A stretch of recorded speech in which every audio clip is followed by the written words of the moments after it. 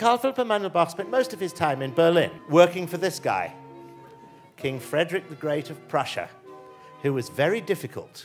He got through about a pound of snuff a week, so he was rather dirty, and he made his coffee with leftover champagne from the night before.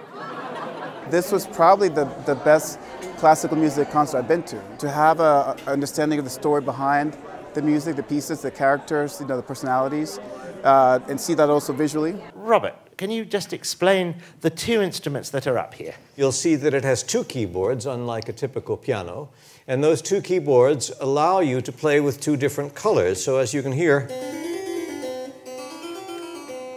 the second one is a little bit more delicate and a little bit more nasal.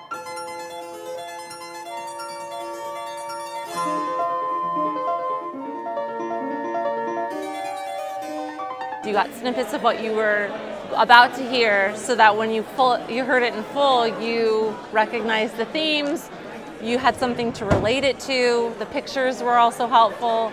It was a great evening. This bass has a long, storied history, believed to be made in 1648. I think that's older than any of us on stage here. I also loved the social media encouragement. I thought that was amazing. I personally Instagrammed and in the middle of the performance, and it was really fun. This is Haydn, where he lived in Hazar, in Hungary as it is now. This is the music house where he did have to live most of the time with his wife. He was not very happy with that, because she used to curl her hair using torn up bits of his manuscripts before he had finished composing the piece.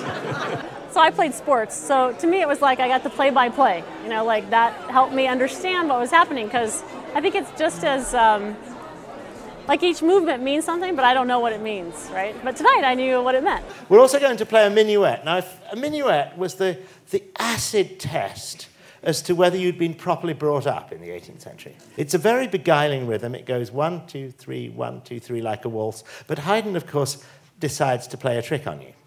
So in his waltz, in his minuet, 3 is more important than 1.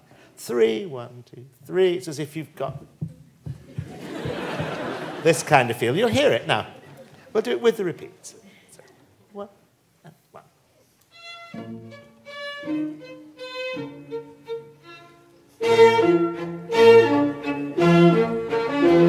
It was a great date night. Yes, yeah. It was an ideal date night. It was an 8-person date, I think, that we were on.